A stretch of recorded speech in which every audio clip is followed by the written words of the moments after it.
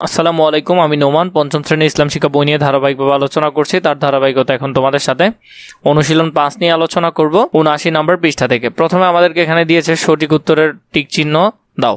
এখানে আমরা যে সঠিক উত্তরগুলোতে টিক চিহ্ন দিব, 1 নম্বরে নিচের কোন সূরাটি একটি প্রাণীর নামে নামকরণ করা হয়েছে? এটা হবে সূরা ফিলকে একটি প্রাণীর নামে নামকরণ করা হয়েছে। মহান আল্লাহর কোন সৃষ্টি থেকে আমরা অক্সিজেন পাই? এটি হবে গাছপালা থেকে আমরা অক্সিজেন পাই। 3 নম্বরে বৃক্ষরোপণের পর তা থেকে উৎপন্ন শস্য কোনো প্রাণী খেলে তা কি হিসেবে গণ্য হবে? তা সদকা হিসেবে গণ্য হবে। 9 নম্বরে জীবজগৎ, প্রকৃতি ও পৃথিবীকে সংরক্ষণের জন্য কোন কাজটি করব? এখানে মধ্যে উদ্ভিদ ও প্রাণীর যত্ন নেওয়া হবে। 9 নম্বরে একটি বিড়ালকে ক্ষুধার্ত অবস্থায় দেখলে কোন কাজটি করব?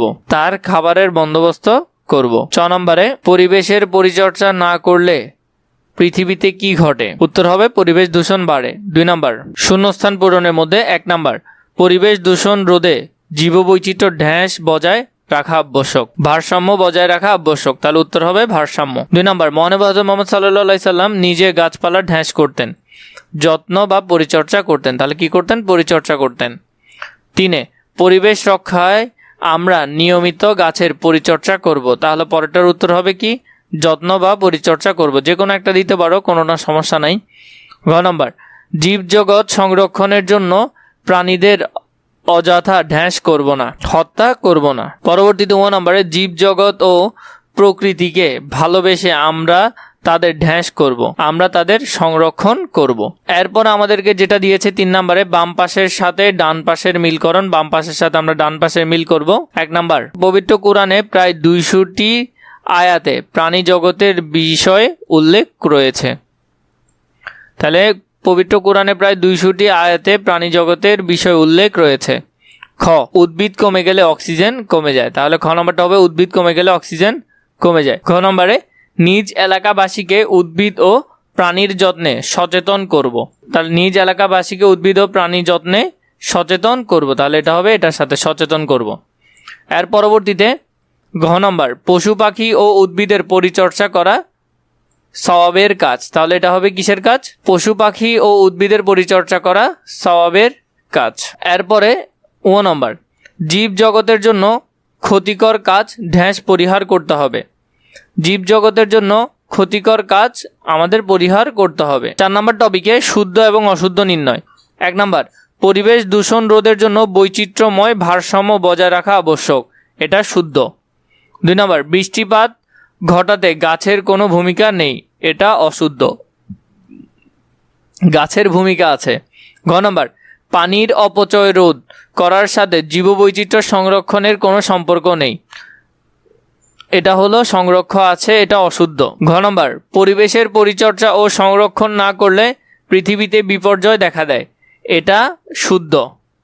4 নম্বর মহানবী হযরত মুহাম্মদ সাল্লাল্লাহু আলাইহি সাল্লাম অযথা পশু পাখিকে কষ্ট দেওয়া থেকে বিরত থাকতে নির্দেশ দিয়েছেন, এটা শুদ্ধ। তাহলে এইভাবে করে তোমরা সুন্দর করে এগুলা লিখে ফেলবে। এরপর আমাদেরকে বলেছে সংক্ষিপ্ত প্রশ্ন। 1 নম্বরের মধ্যে মহান আল্লাহ আমাদের উপকারের জন্য সৃষ্টি করেছেন এমন 5টি সৃষ্টির নাম লেখো। 1 নম্বর সূর্য আলোক ও তাপ আমাদের দেয়। 2 নম্বর চাঁদ রাতের আলো ও সময় গণনার জন্য দেয়। 3 নদী পানির জন্য। 4 গাছগাছালি খাদ্য ছায়া ও অক্সিজেন দেয় আমাদের জন্য। প্রাণী খাদ্য শ্রম ও পরিবেশের ভারসাম্যের জন্য দিয়েছেন বা সৃষ্টি করেছেন। পরবর্তী 2 নম্বরে মহান আল্লাহর সৃষ্ট উদ্ভিদ থেকে আমরা কি উপকার পাই? উপকার পাই কি? খাদ্য যেমন ফল শাকসবজি, দই, ওষুধ পাই, ছায়া অক্সিজেন পাই, বাসস্থান ও সাজসজ্জার উপকরণ পাই। তারপরে 3 নম্বরে হযরত আবু বকর রাদিয়াল্লাহু তাআলা আনহু যুদ্ধের প্রেরণের সময় সেনাবাহিনীকে কি নির্দেশ দিতেন? হযরত আবু বকর রাদিয়াল্লাহু তাআলা আনহু নির্দেশ দিতেন নিষ্পাপ মানুষদের ক্ষতি না করতে, সম্পদ লুটপাট না করতে, সততা ও ধার্মিকতা বজায় রাখতে নির্দেশ দিতেন।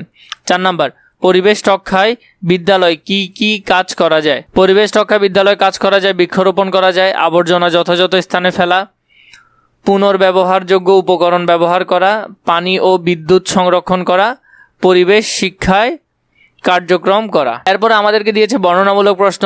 1 নম্বর মহান আল্লাহর সৃষ্টি হিসেবে জীববৈচিত্র্যের গুরুত্ব ব্যাখ্যা করো। তাহলে আমরা যদি এটা দেখি, জীববৈচিত্র্য হলো পৃথিবীতে বিভিন্ন ধরনের প্রাণী, উদ্ভিদ ও প্রাকৃতিক পরিবেশের সমন্বয় মহান আল্লাহর এই জীববৈচিত্র্য আমাদের উপকারের জন্য সৃষ্টি করেছেন। এর গুরুত্ব হলো: 1. খাদ্য সরবরাহ। উদ্ভিদ ও প্রাণী আমাদের খাদ্য, ফল, শাকসবজি, দুধ, মাংস দেয়। 2 নম্বর, পরিবেশ ভারসাম্য। প্রাণী ও উদ্ভিদের বিভিন্ন প্রজাতির প্রাকৃতিক ভারসাম্য বজায় রাখে। 3. ওষুধ ও উপকরণ। অনেক উদ্ভিদ ও প্রাণী থেকে ওষুধ তৈরি হয়। 4. অক্সিজেন ও জীবন। উদ্ভিদ অক্সিজেন দেয় যা মানুষের প্রাণীর জীবন রক্ষায় অপরিহার্য। মানব কল্যাণ ও শান্তি। জীববৈচিত্র্য মানুষকে শিক্ষা দেয় প্রকৃতির সৌন্দর্য ও সৃষ্টির প্রতি শ্রদ্ধাশীল হতে। উপসংহারে আমরা বলতে পারি, জীববৈচিত্র্য রক্ষা করা আমাদের নৈতিক ও মানবিক দায়িত্ব, কারণ এটি পৃথিবীর জীবন এবং মানুষের উপকার নিশ্চিত করে। খ নম্বরের মধ্যে মহানবী হযরত মুহাম্মদ সাল্লাল্লাহু আলাইহি সাল্লাম এর জীবনী থেকে জীব জগতের প্রতি ভালোবাসার নিদর্শনের একটি ঘটনা বর্ণনা করো। রসুল সাল্লাল্লাহু আলাইহি সাল্লাম জীব জগতের প্রতি সদয় ছিলেন। একটি ঘটনা হলো, একবার রসুল সাল্লাল্লাহু আলাইহি সাল্লাম দেখেছেন একজন সাহাবী কোনো অনুমতি ছাড়াই প্রাণীকে কষ্ট দিচ্ছেন। তিনি তাকে সতর্ক করেছিলেন এবং বলেছিলেন, প্রাণীকে অকারণে কষ্ট দেওয়া যায় না। এরপরে এছাড়াও রসুল সাল্লাল্লাহু আলাইহি সাল্লাম গাছের যত্ন করতেন, পশু পাখিকে খাওয়াতেন এবং কখনো অপ্রয়োজনীয় ক্ষতি করতে দিতেন না। শিক্ষা: এটি আমাদের শেখায় জীবজগৎ ও প্রকৃতির প্রতি সদয়, দায়িত্বশীল ও ন্যায়পরায়ণ হওয়া উচিত। ঘ নম্বরে জীবজগৎ ও প্রকৃতি সংরক্ষণের জন্য করণীয় 8টি কাজের তালিকা তৈরি করো। যেমন আমরা যদি কাজের তালিকা দেখি, বৃক্ষরোপণ ও গাছের যত্ন নেওয়া। 2 নম্বর, পরিবেশ সংরক্ষণ ও অপচয় রোধ করা। 3 নম্বর, আবর্জনা ফেলার জন্য যথাযথ ব্যবস্থা করা। 4 নম্বর, পুনর্ব্যবহারযোগ্য উপকরণ ব্যবহার করা। 5 নম্বর, বৈদ্যুতিক শক্তি সংরক্ষণ করা। 6 নম্বর, রাসায়নিক ও দূষণ সীমিত করা। তো এইভাবে করে আরও আছে, দেখো 7 নম্বরে পশু পাখিকে ক্ষতি না করা। 8 নম্বর, পরিবেশের সচেতন কার্যক্রমে অংশ নেওয়া। উপসংহার: এগুলো আমাদের দৈনন্দিন জীবনে অনুসরণ করলে পরিবেশ সুস্থ থাকে এবং ভবিষ্যৎ প্রজন্মের জন্য নিরাপদ পরিবেশ নিশ্চিত হয়। ঘ নম্বর, জীবজগৎ ও প্রকৃতি রক্ষায় সাহাবীগণের জীবনী থেকে আমরা কি শিখতে পারি বর্ণনা করো। সাহাবীরা মহানবী হযরত মুহাম্মদ সাল্লাল্লাহু আলাইহি সাল্লাম এর আদর্শ অনুসরণ করে জীবজগৎ ও পরিবেশের প্রতি অত্যন্ত যত্নশীল ছিলেন। উদাহরণ: 1. বৃক্ষরোপণ ও যত্ন। তারা নতুন গাছ রোপণ করতেন এবং পুরনো গাছের যত্ন নিতেন। 2 নম্বর, জল ও সম্পদ সংরক্ষণ। তারা পানির অপচয় রোধ করতেন এবং প্রকৃতির সম্পদ রক্ষা করতেন। 3. প্রাণীর প্রতি সদয় আচরণ। পশু পাখি ও অন্যান্য প্রাণীর প্রতি সহানুভূতিশীল হতেন। 4. নিরীহ মানুষের সম্পদ রক্ষা। যুদ্ধ বা সংঘর্ষে তারা নিরীহ মানুষ ও সম্পদ রক্ষা করতেন। 5. পরিবেশ সচেতনতা। আবর্জনা ফেলা, পরিবেশ পরিচ্ছন্ন রাখা এবং পুনর্ব্যবহারের গুরুত্ব দেওয়া। উপসংহারে বলা যায়, সাহাবীদের জীবন আমাদের শেখায় প্রকৃতি ও জীবজগৎ রক্ষা করা শুধু ধর্মীয় কর্তব্য নয়, এটি মানবিক ও নৈতিক দায়িত্ব। আমাদের তাদের মতো সতর্ক, দায়িত্বশীল এবং সদয় হওয়া, জীব ও পরিবেশ রক্ষা করতে হবে। এভাবে করে তোমরা এই অধ্যায়টা সম্পূর্ণ বইয়ের সমাধানটাও তোমাদেরকে ধারাবাহিকভাবে দিলাম, এগুলো তোমরা গুছিয়ে নিবে। এছাড়া বইয়ের যদি মাঝখানের কোনো পৃষ্ঠার প্রয়োজন হয় নিশ্চয়ই আমাকে জানাবে।